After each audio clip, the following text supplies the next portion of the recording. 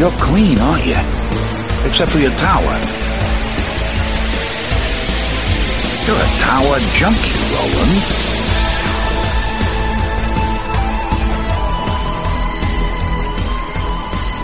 Hello and welcome to Tower Junkies, presented by ObsessiveViewer.com. Tower Junkies is a podcast celebrating the work of Stephen King with a special focus on his magnum opus, the Dark Tower series. We discuss the themes, characters, and mythology of the series in Palaver episodes, and review the books and comic series in Keth episodes.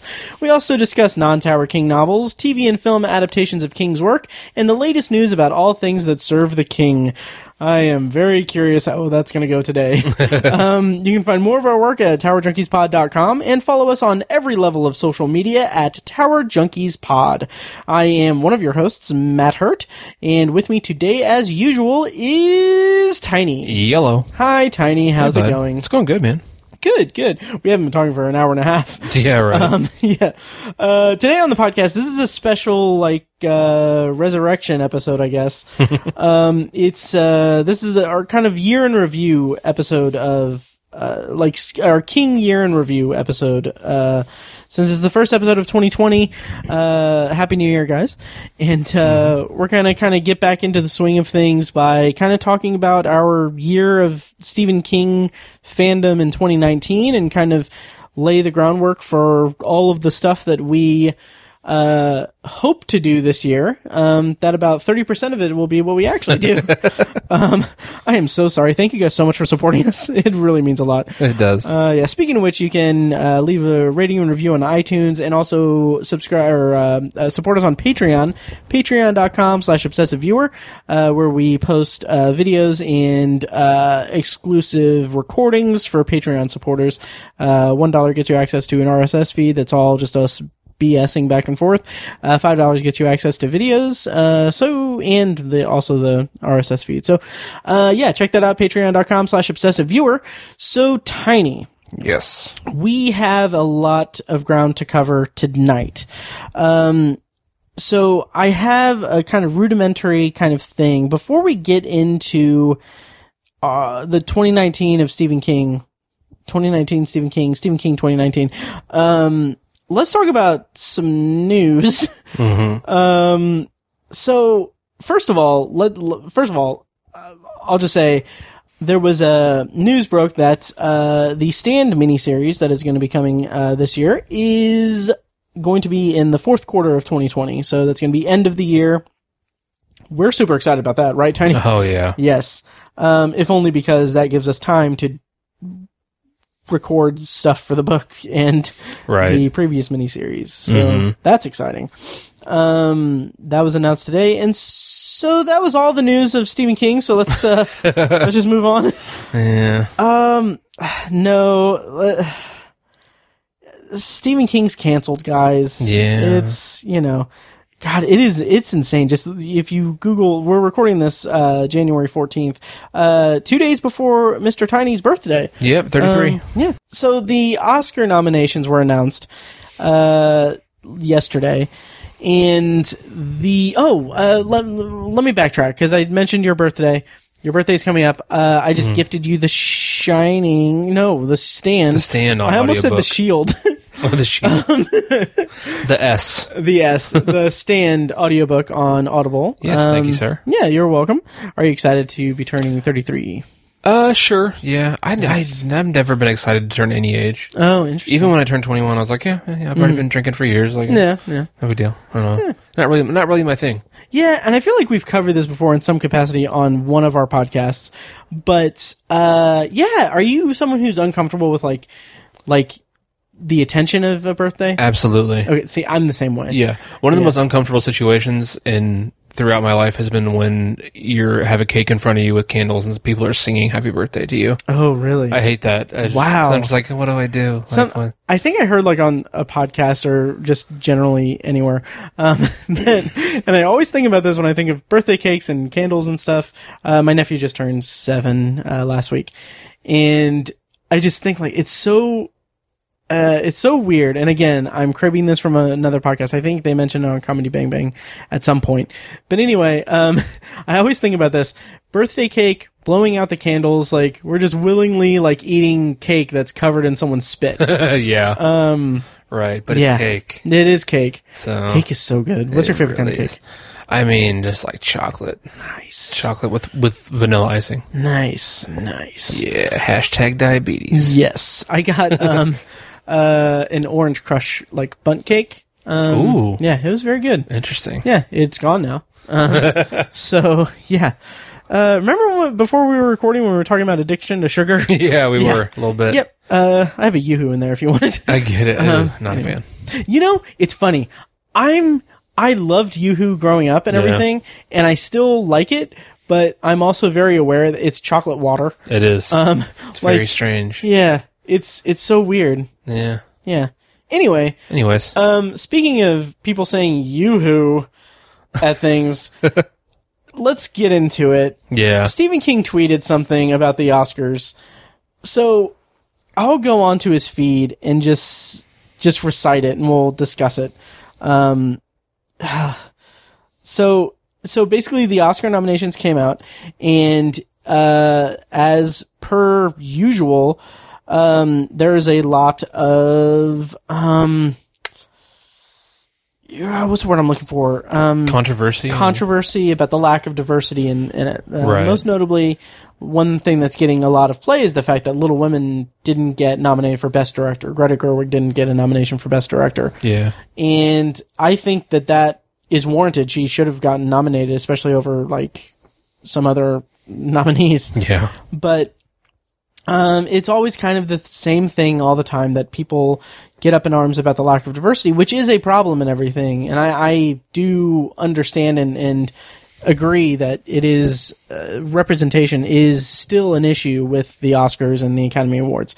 Yeah. So anyway, Stephen King tweeted as of this recording 14 hours ago and said, "As a writer, I am allowed to nominate in just 3 categories: Best Picture, Best Adapted Screenplay, and Best Original Screenplay. For me, the diversity issue, as it applies to individual actors and directors anyway, did not come up. That said," and then a separate tweet he says, "I would never consider diversity in matters of art, only quality.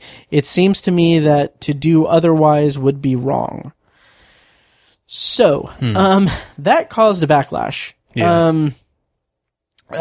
People were saying that that's a very privileged thing to say, and it's not taking into account so many other factors and everything. And I saw one tweet that it stung for me as a Stephen King fan, because, like, the tweet was, this is coming from a guy who helped edit a collection that I believe they were referring to Fright or Flight, the collection of short stories that was released this year that included stories from, I think, 19 white males. And that's it. Yeah. And like that, yeah, that's a problem. Also worth mentioning that one of those is Richard Matheson. It's not like, I mean, Richard Matheson is dead. It has Nightmare at 20,000 feet. Right. It's not like it's culling from solely, like, alive people. I don't know. Yeah. I don't know. But anyway, we talked about it privately in our messenger. What do you make of this? What's your reaction to this? Is Stephen King canceled? I think, I don't want to say he's cancel proof, but his work is just so extensive. I think people are going to, and he's so popular, people are going to want to adapt to this work no matter what. I think I agree with him, but I think his language was too harsh. And I think he could have worded it differently. I think, because I agree with him kind of 100%, but I think he used the wrong language, because I think the statement, "I don't consider diversity when it comes to art," is a stupid statement. I think if you're saying, if I'm trying to pick the winner of a contest, diversity doesn't play a role. Because that's what you're doing with the Oscars. That's what he's doing by voting for the Oscars. He's trying to pick something that's his favorite. Like, this is what I liked the best out of this group. And I think in that scenario, like, the race of the director should not matter, or the gender of the director should not matter. It should be their work, right? But it is a huge problem. I think we would all be incredibly naive if we said that of all the people voting for the Academy Awards, none of them have ever had a racist or sexist thought while they're voting. Right. And I'm sure that racism and sexism have influenced the votes of Academy voters like that. Right. And it's probably happening in 2019 and 2020. Yeah. And so it'd be naive to say anything else. Right. But I think the bigger problem about all this is that, and you made this point, that minorities and women are just completely underrepresented in Hollywood, period. Like, their projects are not getting funded, so their movies aren't getting made. Women and people of color are not encouraged to become directors and writers. That's not right. Like, I think movie studios and distributors should have programs where they go to film schools and try to encourage women to become directors, and they should encourage minorities to bring forward their projects that they have and fund those projects. Like, I totally think that should happen. Yeah. And as a result, we're all missing out on incredible art because those projects are not getting funded, and that is a shame. That's an absolute shame, and I want to see that stuff. But because it's not there, it's not making it to the upper echelons of, like, the Oscars and stuff. And I think that's the bigger problem. I feel like we can't sit there and know what a person is thinking when they make a decision. Right. We can't know if someone is being sexist when they vote for Best Director at the Oscars. We can't know that. And so this is a problem, but, like, I don't see a solution. I don't think we can say, there has to be a minority or whatever, in every single category. Like, that's a terrible idea. Yeah, and I don't think anyone's necessarily saying that should be the thing. My question is, like, what's the solution to this problem? Like, I don't know what it is. I don't know. Let me. Can I read the wall of text? Yeah, I kind of went off. Yeah. Oh no, you're fine. Okay. So basically, you had said you agreed with King, but, like, art is merit based, is what you said in the chat, and then you refined it to what you said there. But I said in response to that, quote, I agree in theory, but I totally get the backlash that's facing King with this tweet. In a perfect world, merit would determine who gets the spotlight and accolades, regardless of race, color, or creed, but it's not a perfect world. There's still an old guard in play. The Academy voters last year voted and chose Green Book to be Best Picture, which was the most pandering, self-congratulatory white person race film this side of The Blind Side. And minorities and women still get a short shrift when it comes to just getting opportunities to create what they want, the way they want. And I didn't like Little Women as much as I liked Lady Bird, Greta Gerwig's previous movie, but it absolutely deserved recognition for Best Director over some of the other choices. Yeah, I don't know. And particularly Joker, which has its fans, which I enjoyed the movie, but it also treats one of the two women in the movie really poorly, and is a complete waste of Zazie Beetz. Yeah, totally. Yeah, but I don't know. So it's tricky, and here's the thing about people getting up in arms over Stephen King tweeting something, is that this is not necessarily just me defending Stephen King because I love the man and his work. I had mentioned to you and Mike in our chat, I had said that, like, it doesn't concern me. Like I'm not concerned that Stephen King is going to get canceled or anything, because nothing's going to stop him writing. Right. And, like, some poorly worded point that he makes on Twitter is not going to, like, end his career. That's asinine and everything. And that's another problem that I have with the internet as a whole, which, Mike has really gone, Mike, our co-host who's on sabbatical from the podcast on Obsessive Viewer, he has gone on a tirade about, just hating the internet and the reactions. Right. Yeah, which I have been goading him quite a bit with Star Wars stuff. Yeah. But it was funny because, like, he said in response to this whole thing, he said, "Kill the internet," and I was, and I said, "Let the internet die. Kill it if you have to." Oh my god! Which is, of course, a play on the best Star Wars movie that's ever been made, the one good Star Wars movie. Oh my god! So anyway, my problem is that anytime something like this happens, it doesn't necessarily bring about discussion or anything. It's right. It's instantly just like, to borrow a line from one of my favorite movies of last year, it's Knives Out and Beaks Bloody. People just pile on and get really just like, it's not a discussion. It's just like, I don't know. Right. Yeah, so I don't know. I think, and I think I've said this for a while before all this ever happened, but I think it'd be cool if the number of nominees for any given category was open-ended. Oh, me too. Like I think, why can't 8 people be up for Best Director? Yeah. Or, and it's funny. This is gonna sound, I don't know how this is gonna sound. So actually today, January 14th, is the 1-year anniversary of when I was accepted into the Indiana Film Journalists Association last year. And part of the Indiana Film Journalists Association, which you can learn more about by listening to one of the more recent episodes of Obsessive Viewer. But it's a critics group that we meet once a year, and we announce nominees for the various categories of best movies, and we announce winners. We hash out our picks for the winners, and as a group, we announce our winners for various categories. It's a critics group thing.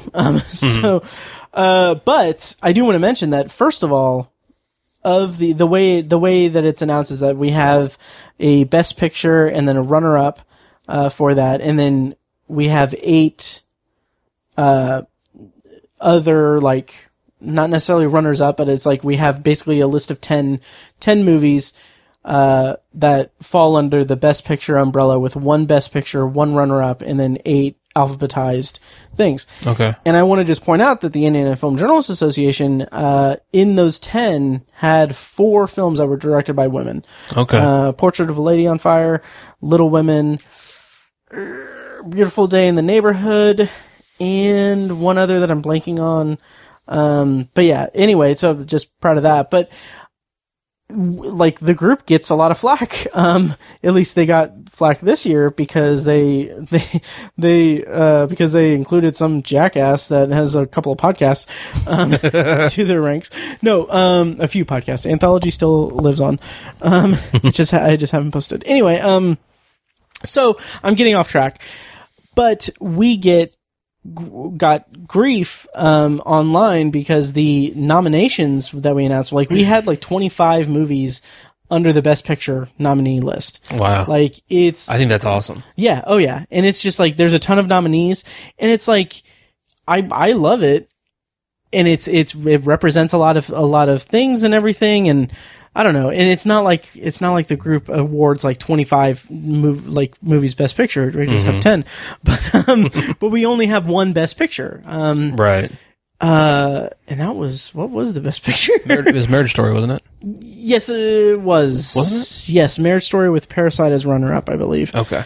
Yeah. I should really know that. And see, that's different from my list, but I thought it was great. 2 great choices. Although I was shocked to see that, I'm not going to reveal everything, but what is my movie of the year, personal movie of the year, wasn't on your guys' list, I don't think. Oh yeah. Yeah. I loved that movie.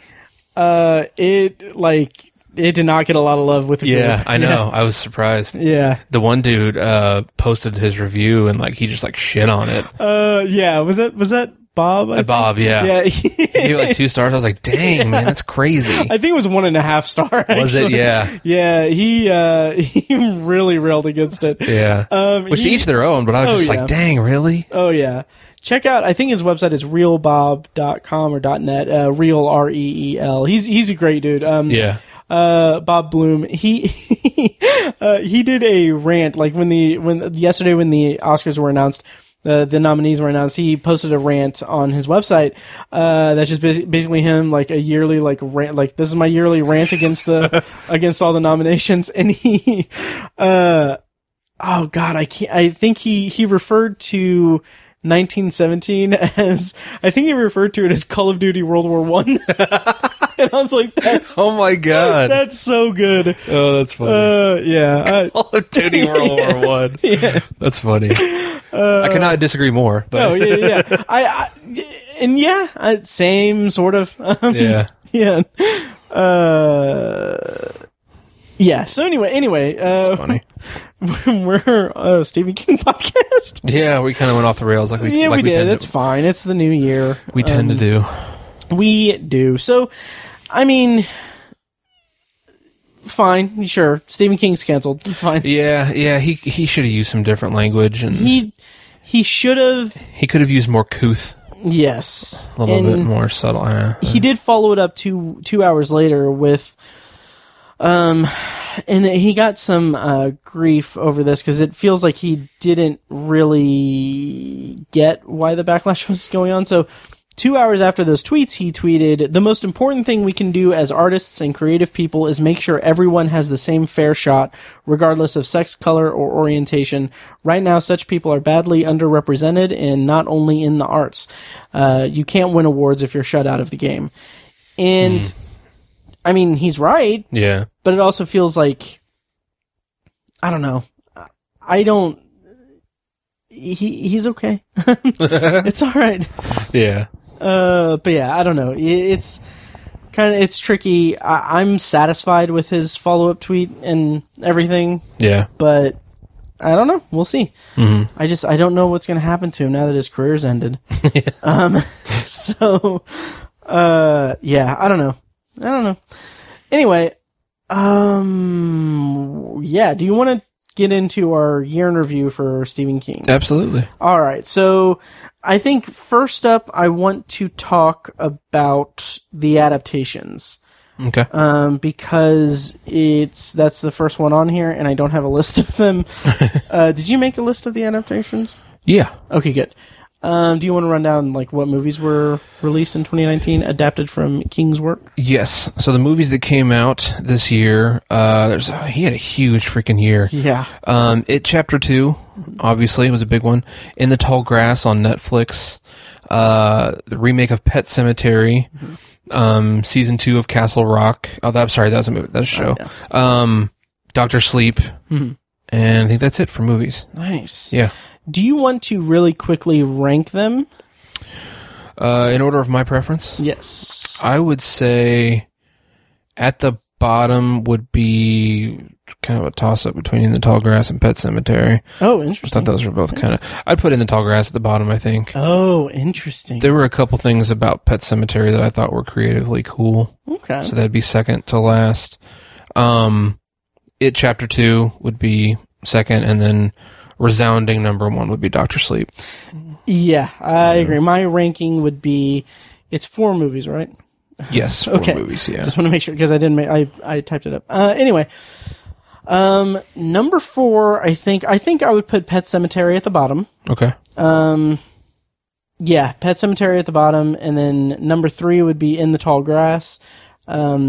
Number 2 would be It Chapter 2, and then again, like you, number 1 is a resounding Dr. Sleep. Okay. A movie that I am so just bummed that it didn't get the play that I think that it deserved. Me too. We're a week away from the digital release, and I'm going to rewatch it again. I didn't get a chance to see it a second time in the theater, so I am basing my opinion of it and its placement on my personal top 10 list, based on one theater viewing. Yeah, which is nuts. It was critically reviewed well, like acclaimed, wasn't it? I think it was mixed to well. Okay, but it flopped. Yeah, financially, it flopped. It flopped. Yeah, but Mike Flanagan is doing just fine. Yeah, he's good. Yeah. How about TV shows? Which ones did you see, and which ones were released? Basically I haven't seen any of them. I mean, Okay. I watched a couple episodes of Castle Rock season 2, but I just really wasn't Castle into Rock. Oh my god, still with that. Yeah. Just wait till we review it, Tiny. Damn it. Just wait till we review it. I really wasn't that into it, and I need to catch up on it, but I've been kind of putting it off. Yeah. Just trying to get caught up with the movies for the end of the year. Yeah. You know? Same. I'll use that excuse too. Yeah. Okay. So yeah, second season Castle Rock, third season of Mr. Mercedes, I believe. Mm-hmm. And then Creep Show came out on Shudder. Mm-hmm. And I think that's it for TV.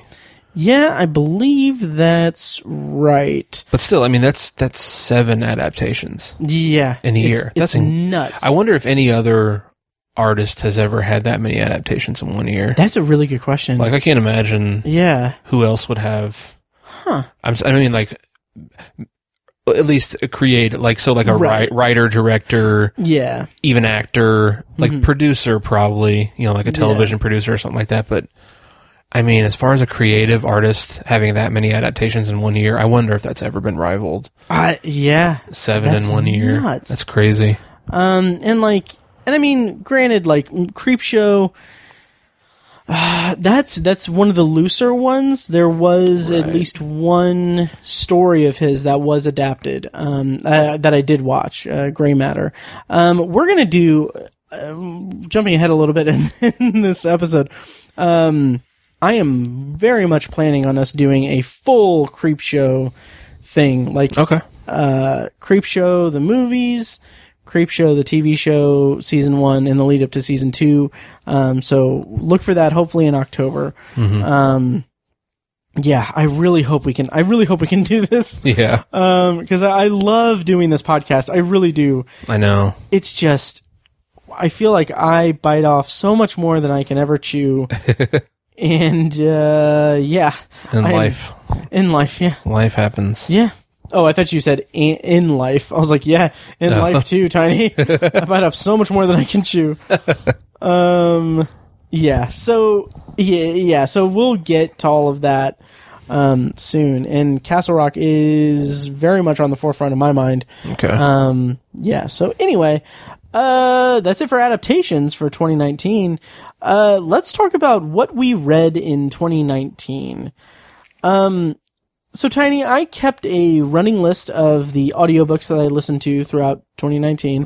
Not to brag, but the total number of audiobooks, just King and everything else, I listened to a total of 41 audiobooks. That's awesome. Which I am so happy about. Yeah. Like, I'm so thrilled for that, and I'm hoping to do more this year. It's 14 days into the new year, and I haven't started a new book, but I plan on doing that tomorrow. Mm-hmm.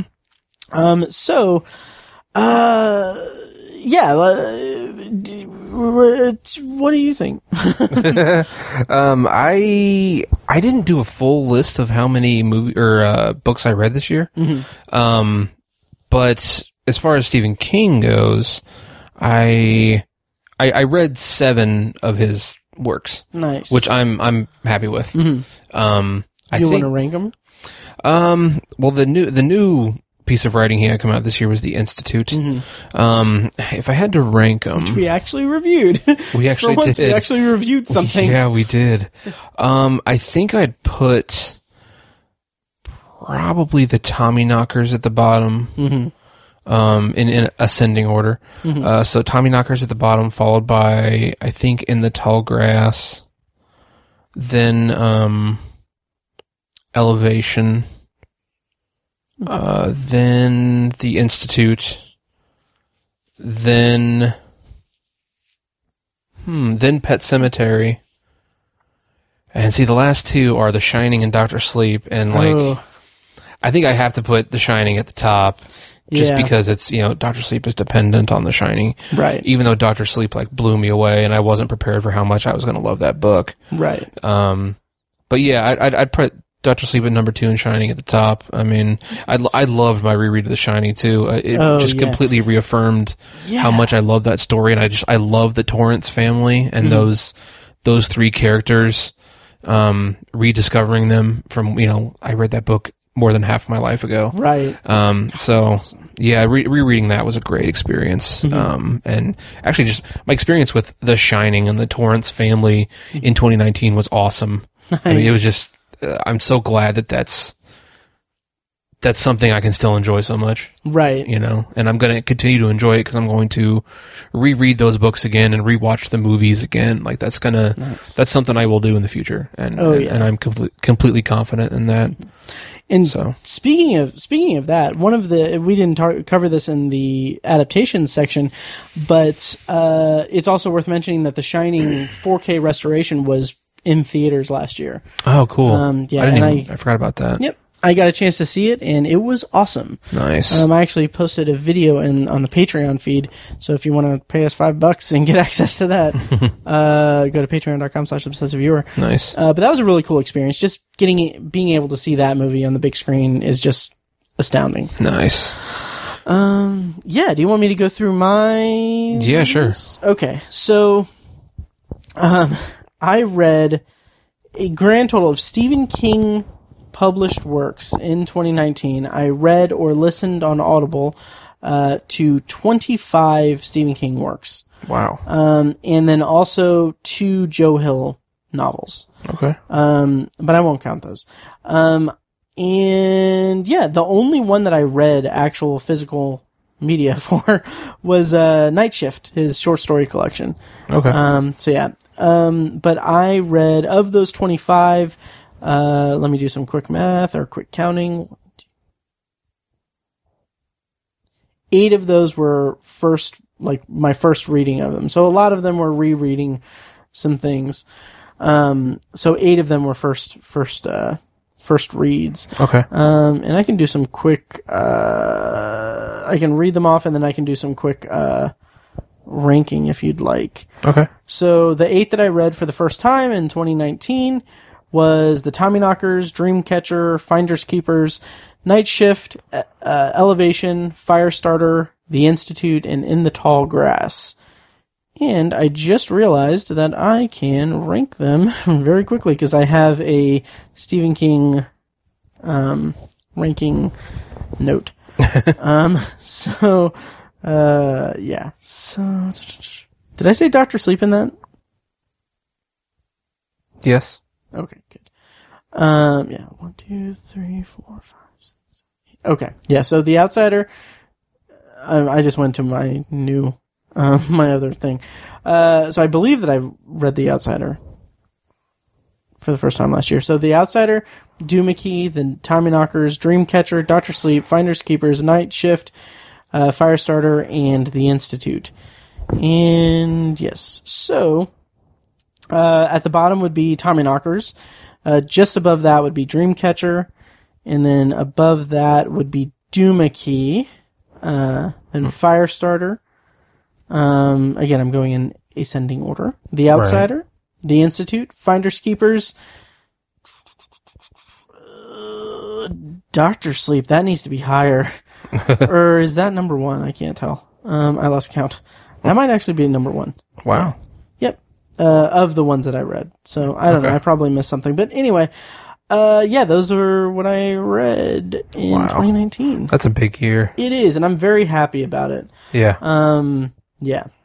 I mean, you're truly like a King, like a huge Stephen King fan. Like nobody can like take that away from you with that kind of list just for 1 year. I mean, that's awesome. Yeah, thank you. And I just went back to my notes for this, and I got so many of those wrong. The list of 8 that I read in 2019 were the Tommyknockers, Dreamcatcher, Finders Keepers, Night Shift, Elevation, Firestarter, The Institute, and In the Tall Grass.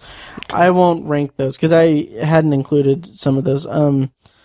Yeah, maybe I'll take it again. I'll just rank them. Sorry.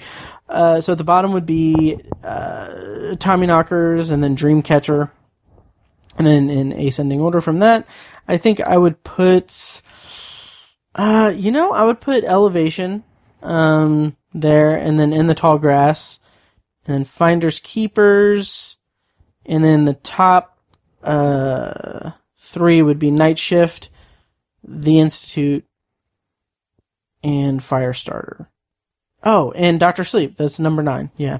crap. Wow. Dr. Sleep would be number 1. Yeah, so there's a total of 9. This is terrible podcasting. I'm so sorry. So anyway, yeah, that's my weird ranking and stuff. I'll put a more clear thing in the show notes of the episode so that you guys know that I'm not a complete idiot. So, yeah, so I mean, what stands out, if anything, of like well, I guess you already answered this, but the most memorable part of your Stephen King reading, was it The Shining, revisiting it for the first time in over half your life? I actually think it was probably discovering Dr. Sleep.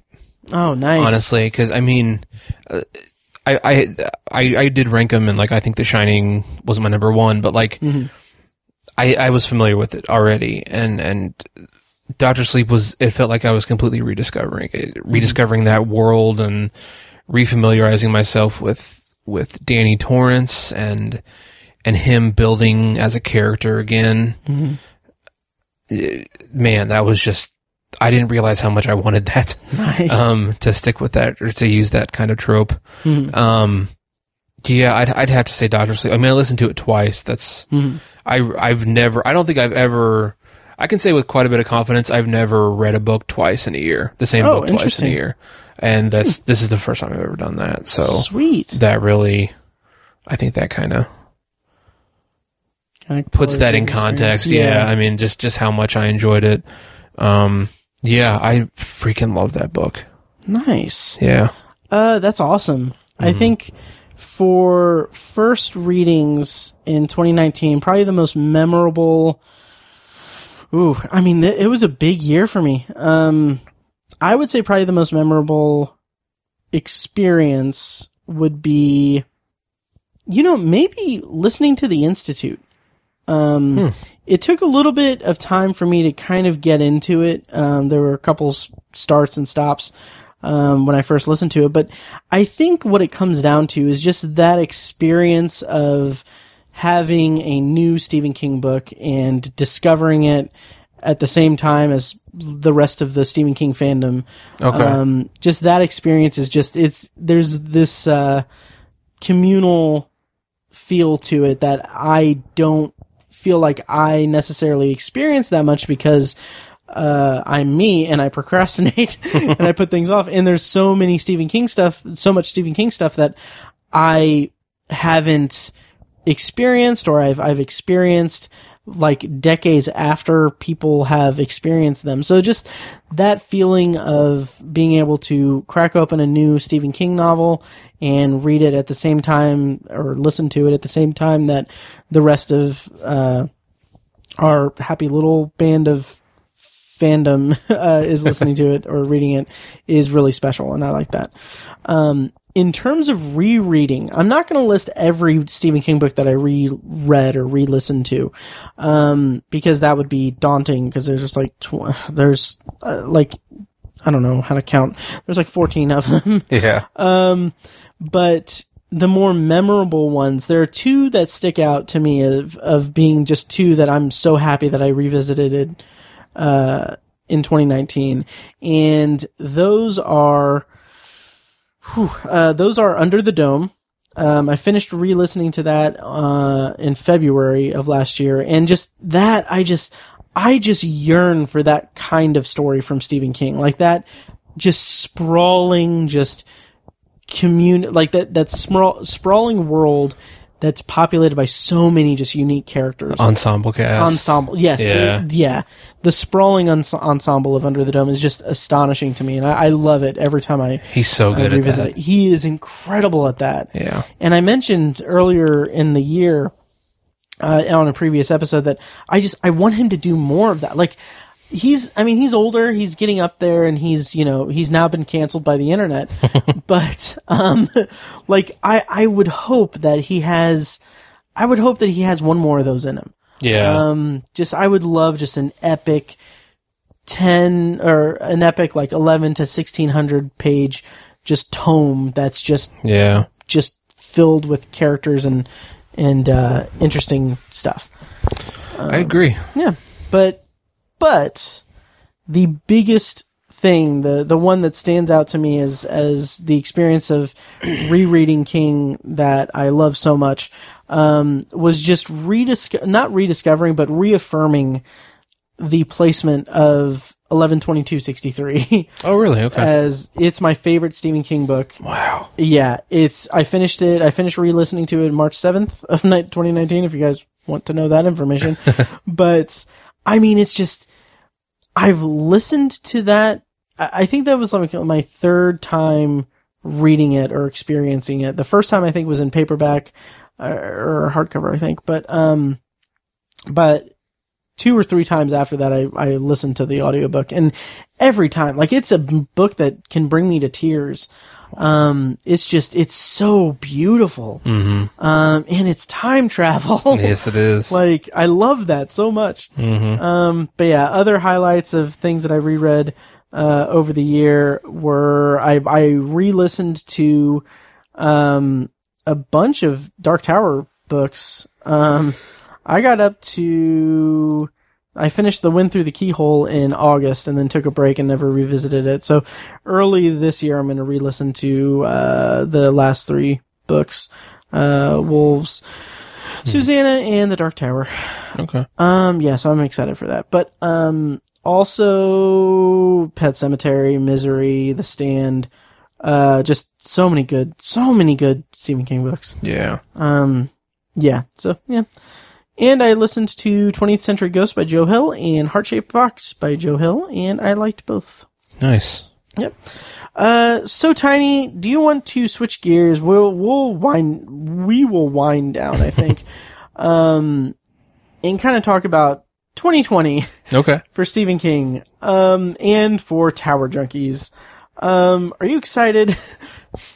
With everything that I've sprawled at you, I think. I don't think I actually sent you the list. I don't think you did, no. Yeah, let me send that to you real quick. Okay, I'll give you my genuine reaction. Yes. So I made a list of, first of all, let's talk about what's coming in 2020 from Stephen King. So the Outsider TV show just premiered on HBO last night, or 2 nights ago. Yeah. I have not watched it yet. You watched the first episode? I did. How did you feel about that? Loved it. Nice. This is really good. Nice. And how did you feel about The Outsider, the book? Because we haven't covered that. We haven't. I think the first half is like really, really good. Like, I thoroughly enjoyed it.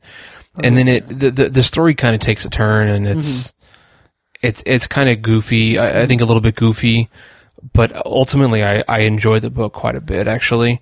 That moment when it turns, that we won't give it away or anything. I thought that was one of the, like, that was a very memorable Stephen King moment for me. Totally. So anyway, but yeah, I mean, I think it has some flaws, and I think when it turns like that, it's a little jarring, and I think it kind of takes you out a little bit, but once it dives into that aspect of the story, I actually got back into it quite a bit, and ended up enjoying it quite a bit. Nice. I was really curious to see it adapted, especially if it's done the right way. Nice. But yeah, I mean, I liked it. I don't think it's going to be, I don't know if The Outsider would be in a top 19. I'm not sure. I'd have to revisit that list, our top 19 Stephen King list. Cause there's just so much out there of his I still haven't experienced yet. I don't know if it would make that list, but, it's in contention for sure. Nice. Yeah. Yeah. I've always wanted to revisit the book, revisit The Outsider, not the book, but revisit The Outsider, after finishing the Bill Hodges trilogy, which I still haven't read end of watch. But that's all coming. So let's talk about what's coming in 2020. The Outsider, let's see, If It Bleeds comes out in May, I think. Which is the new short story collection that's going to be coming out. That features at least one story with Holly Gibney. So that's exciting. That releases on May 5th, 2020. And may the 5th be with you. Or something, I don't know. Let the past die, I don't care. Anyway, Yeah, so that's exciting. There is going to be a season 2 of Creepshow. Like I said, we're going to cover that extensively, hopefully, in October. They haven't, I don't believe they've announced if Castle Rock will have a season 3 yet, but I really hope so. Yeah. And what else on the adaptation front? Is there anything that I can think of? Oh, the Stand miniseries. Yeah, the Stand. That's going to be something. Yeah. There was, I think, I don't remember where I was looking at it, but there was an article posted on Facebook that was casting announcements, I think, or like the full cast for the major characters of the Stand miniseries.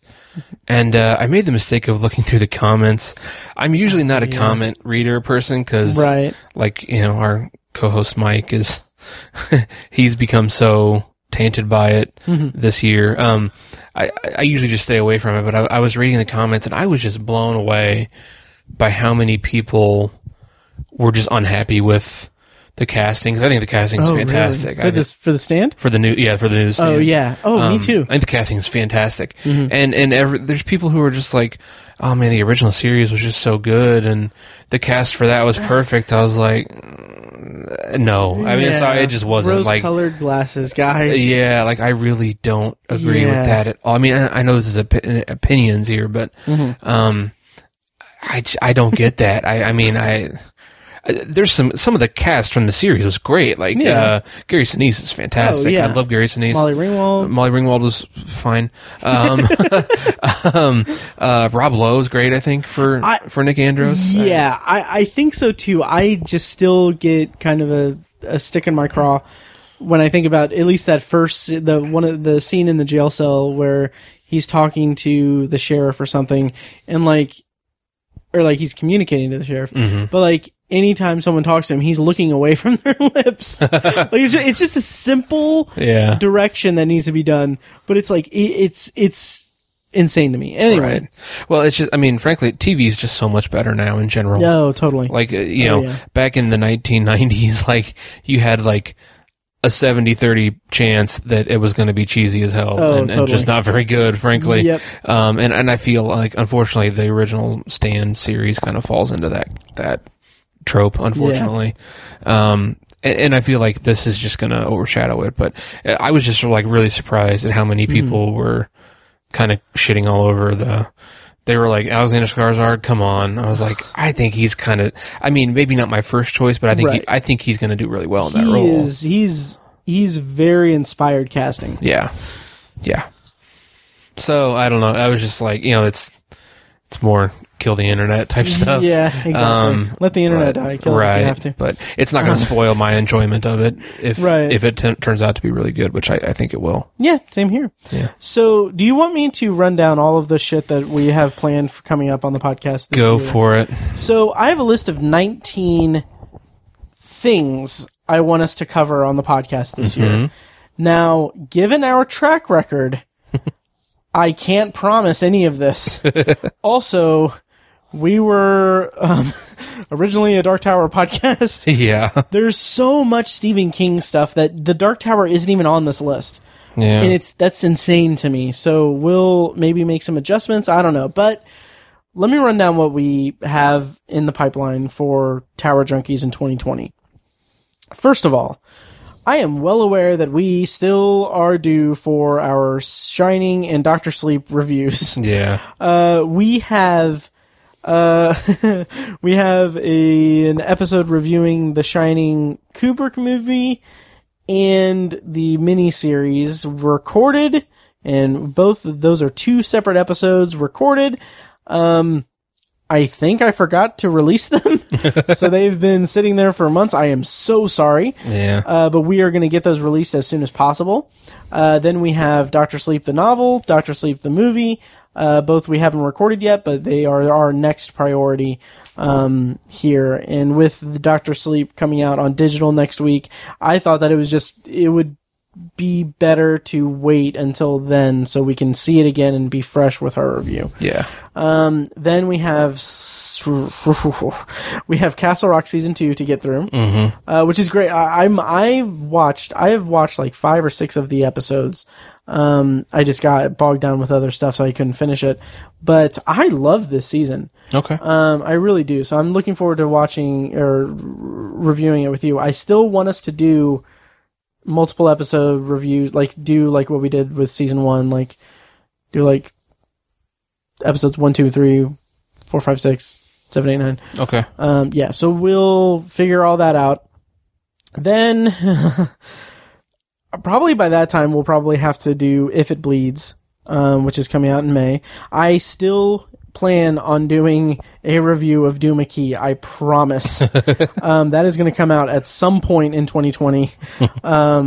Yeah, but we also have got, since The Outsider is out with the TV show and everything, I want us to do the Bill Hodges trilogy and the Outsider novel, Mr. Mercedes TV show, maybe just do season reviews of each one, of each season, and then tackle the Outsider TV show.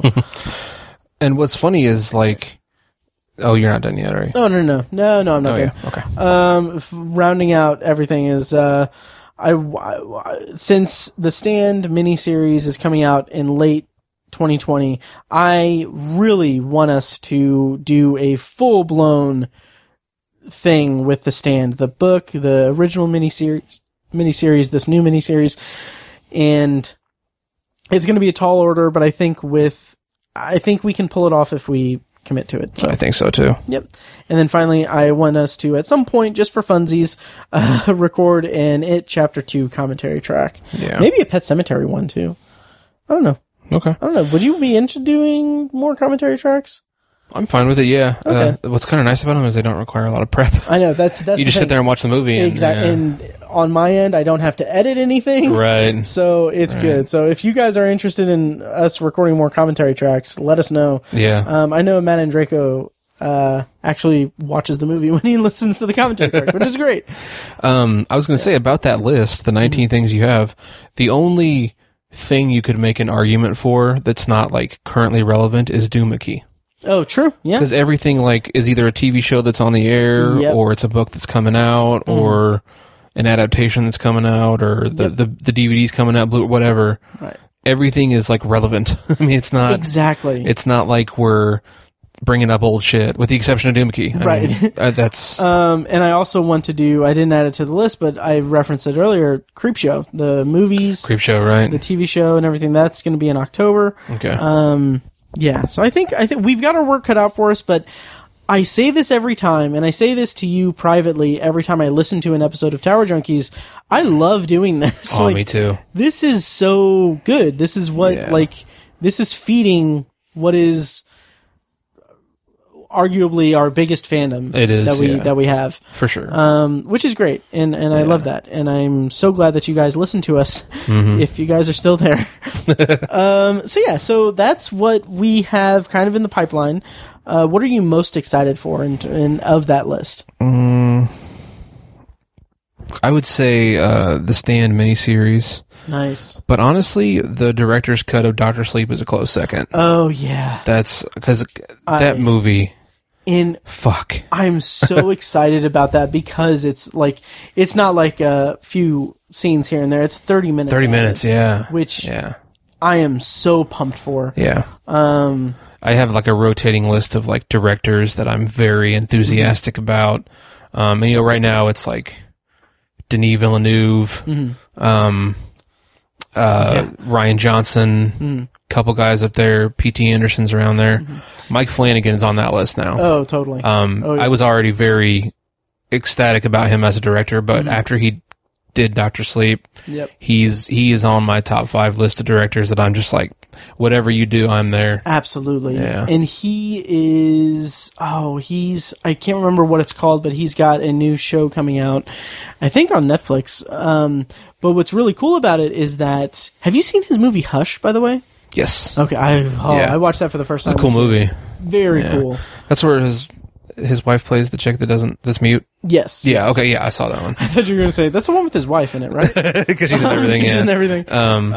Which I am dipping into our Dr. Sleep review, but yeah, it was a creative little movie. Yeah, I liked it. Oh yeah, Hush. Yeah. But like dipping into our Dr. Sleep review, I kind of like I remember like sitting there thinking like, man, she would have been good as Rose the Hat. Yeah, like, she would have. Yeah, like I love. Was it Rebecca Hall? I think that's her name. Yeah, I can't remember. She was. Yeah, she did. Yeah, really she well was. in the movie. She was fantastic. Yeah. But I kept thinking, like, man, what is her name? Crap! Oh my god, I feel like an ass. Oh, I can't think of her name either. Yeah. Did you ever watch The Haunting of Hill House? About that, Kate Siegel. Yeah, she would have been a great Rose Hat. So about that, Tiny. So you haven't even seen her in that. I've seen like the first 2 episodes, and then I'm just. It's something that I need to reconcile with myself in 2020. Is I am just terrible with TV. Oh yeah. Like I've seen, like we're in. It's kind of cliche to say, but we're in like a very good time for TV. And a lot of that is to my detriment because I don't know why, but I'll watch an episode or 2 and then fall off of it. Really? Like I am so unfocused with it. Not because I'm disinterested.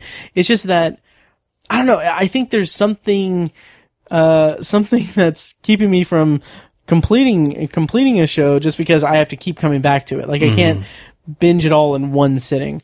And everything. So like I've seen like the first episode of Watchmen. I've seen the first 2 episodes of Haunting of Hill House. I saw like the first episode of The Umbrella Academy. And of course 6 or 7 episodes of Castle Rock. Wow. Castle Rock. So yeah, I don't know. But I highly, highly recommend The Haunting of Hill House or House. I can't remember what the hell it's called. Haunting of Hill House. Haunting of Hill House. And then season 2 is going to come out, Haunting of Bly Manor. Oh yeah. Which is going to be an adaptation of Turn of the Screw. Okay. Yeah. But I highly recommend it. It's like when it was announced that he was doing Dr. Sleep, I was super excited because of how absolutely phenomenal the character work is in The Haunting of Hill House. Like it's nice. Like his character work is very reminiscent of how good Stephen King is with his characters. And so like he just and he did it again with Dr. Sleep. Like those characters were just perfect. Yeah. And lest we forget, he adapted The Unadaptable and made Gerald's Game. Yeah. Like exactly. So good. Yeah. But I was getting at something earlier. He had, like, it was announced that he's gonna make a show for, I think, Netflix, but I can't, like, the Midnight Hour, I think, or something like that. But the interesting part of that, or the interesting thing about that, is that you see that book in, like, a book with that title in the background of Hush and in Gerald's Game on the bookshelf and stuff. Okay. And probably in Dr. Sleep as well. I don't know. But it's kind of cool. I think it's just a prop or something. I don't think it's anything. It's an original thing from Mike Flanagan, but I just think that that's really cool that it's something that can be just there. He's a very, like, universe-minded kind of guy, like weaving things together, which again, that's perfect for Stephen King. So yeah, totally. It's by the way, that's called Midnight Mass. Midnight Mass. Okay, it's in pre-production now. I'm going to read the plot summary real quick because this is interesting. An isolated island community experiences miraculous events and frightening omens after the arrival of a charismatic, mysterious young priest. Oh, interesting. Which is interesting because there's a Netflix show that just came out called Messiah. Yeah. Have you watched any of that? No. Okay. I don't know if I can't decide if it looks any good or not. I'm curious about it. Yeah. However, first of all, Midnight Mass will be 7 episodes. Mike Flanagan is going to direct every episode. Nice. And it is going to be on Netflix. Cool. But Messiah, I think it's funny because they have have you seen, I think I may have shared this with you, but have you seen the plot summary for Messiah on Netflix? No, no. I don't know. It makes me laugh. kind of in a dickish way. I don't know how this is going to come across, but basically, I'm trying to find it here. But yeah, while I'm doing this, I'll vamp a little bit. I think it looks interesting. Like, it's an interesting concept, but it seems like it's only, like, that's all it is, I think. But it seems more like crime thriller than anything. I think this Midnight Mass thing from Mike Flanagan will be more interesting because it's more interesting. Okay. But the plot summary for Messiah on Netflix is, and this makes me chuckle like an asshole, but a wary CIA officer investigates a charismatic man who sparks a spiritual movement and stirs political unrest. A fictional story not based on true events. Like, I just love the kind of preemptive damage control. That's great. Yeah. So how excited are you for 2020? Very. I mean, it's like Stephen King has been culturally relevant for decades. Mm-hmm. Well, his career is canceled now after today. Right. So, but I feel like he's just had such a big surge over the last 3 to 5 years. Yes. I mean, like I said, 2019, can you think of another time where an artist had 7 pieces of their work adapted for movies and television? Nuts. It might exist, but I'd be surprised if it did. I don't know. It's just incredible how popular he is right now. Totally. And he's a 70-year-old man, Right. It's crazy. So good. Yeah. So good. How are you feeling about If It Bleeds? I know we've talked about it. We have, yeah. I don't know. I'm not unenthusiastic about it, but I'm not sure how much more Holly Gibney I want, frankly. Oh yeah. She's an interesting character and she's fine, but I kind of want to see him branch out again and do something more original. Yeah. Even if it's The Institute, which was a solid book. Yeah. Not incredible. I enjoyed a lot of aspects of it, but it was something different and something new, and it wasn't another character or another story that it wasn't a sequel or whatever. Right. I also forgot that there's something coming out this year that we will have to cover in some capacity. That I feel like you're not going to be very excited about this at all. Okay. And there was just art that was just, there was art that was just kind of shown recently, but it is the, I believe a 10 issue, run for, okay, here it is. The Sleeping Beauties comic book. Oh, shit. Yeah. And they did, so I'll read this article from flickeringmyth.com. So thanks to IDW Publishing, we've got an exclusive variant cover for the first issue of the upcoming comic book adaptation of Stephen and Owen King's Sleeping Beauties, from artist Jana Heidersdorf. Check it out here. So here's the artwork. I think it looks, well, let's see. Looks cool. Looks interesting. Yeah. Yeah. It's a naked woman with eyes. Birds peering into an opening that is vagina shaped. Yeah. So it's interesting. So the 10-part Sleeping Beauties comic book series is set to launch soon from IDW Publishing. So I don't think there's any release date announced, but when it comes out, we will have to cover it. Ugh. Yep. Not enthused about that. I really think that the story will translate pretty well to comic books. Really? Yeah, but I re-listened to our review of the book, and it did not make me want to revisit the book. I don't want to use the word hate. Right. But I did not like that book. Yeah. At all. It's, you don't want to Tommy knock it down. Yeah. But, yeah.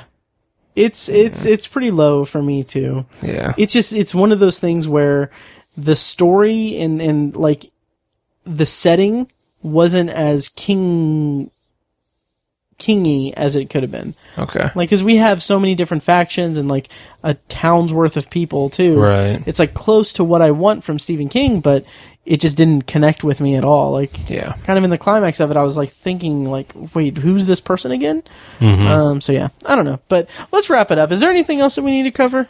No, I don't think so. All right, great. Well, we will be back soon with our Shining movie and miniseries reviews, and then Dr. Sleep. Yep. I'm so excited. I'm going to re-listen to the book before we review Sweet. the novel. I'm super excited about that. God, that's such a good one. Yeah. So we will be back soon with more stuff. Thank you guys so much for sticking with us. I was going to tell you guys some stats about the podcast, but I don't have that readily available to me.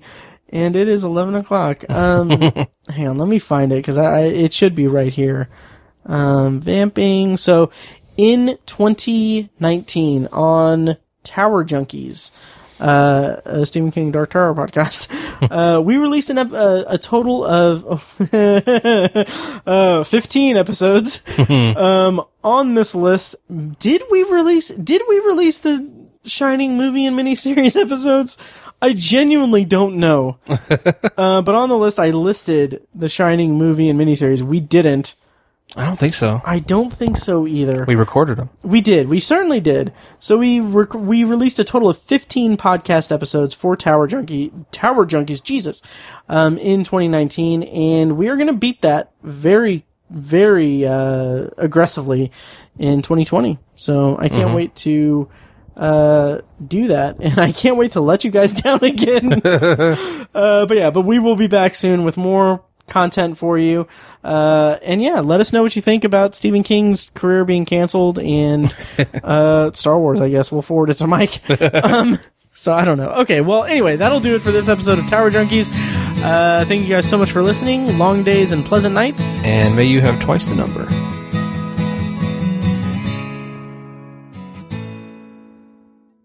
And now, here's a short clip from our Patreon-exclusive RSS feed. To hear the full clip and more exclusive Patreon content, go to patreon.com/obsessiveviewer and become a patron at the minimum rate of $1 per month. Thank you and enjoy. Again, it was night, and it was I think it was early fall, so it was getting down into the 50s, I want to say, at night. I think it was getting cool. And he had, the home had some sort of woods around back, and I had a flashlight, nice flashlight, typical security guard, and I was shining the flashlight into the woods, and the light picked up and reflected 3 sets of eyes looking back at me, and they were not moving, and they were absolutely pairs of eyes, 3 pairs of eyes. I was like, what the fuck? Tower Junkies is edited and produced by Matt Hurt and presented by ObsessiveViewer.com. For a full archive of our episodes, go to TowerJunkiesPod.com/archive. You can also like our Facebook page at Facebook.com/TowerJunkiesPod and follow us on Twitter at TowerJunkiesPod. If you enjoy the show, please take a couple minutes to leave us a rating and a quick review on Apple Podcasts. This is the easiest way to support what we do, and all it costs is just a little bit of your time. If you'd like to donate to the podcast, you can make a PayPal donation at TowerJunkiesPod.com/donate, or support us on Patreon for recurring donations and access to commentary tracks and B-roll audio recorded exclusively for patrons at patreon.com/obsessiveviewer. Every donation goes toward paying the fees to keep the podcast running and is greatly appreciated. For official Obsessive Viewer merch, including shirts, mugs, phone cases, and more, visit our TeePublic store. You can find a link to the store in the show notes of this episode and at obsessiveviewer.com/donate. Or you can simply search for Obsessive Viewer at teepublic.com. For information about our annual live event showcasing short horror films from local filmmakers, check out shocktoberinirvington.com. And for an archive of all our events, as well as news about potential future events, head over to obsessiveviewer.com/live. For more podcast content, you can find our flagship movie and TV review and discussion show, The Obsessive Viewer Podcast, at obsessiveviewer.com and on Twitter at obsessiveviewer. You can also find Anthology, Matt's solo podcast covering The Twilight Zone, and other classic and contemporary science fiction anthology TV shows at anthologypod.com and OV Anthology Pod on Twitter. And finally, check out The Secular Perspective, Tiny's side project podcast, which tackles current events and life's big questions from the perspective of secular hosts Chad and Amanda at thesecularperspective.com. Music for the podcast is provided with permission from Fingers T on YouTube. Additional bumper music is provided courtesy of As Good As It Gets, which can be found at facebook.com/asgoodasitgetsband. Thank you so much for listening. Long days and pleasant nights.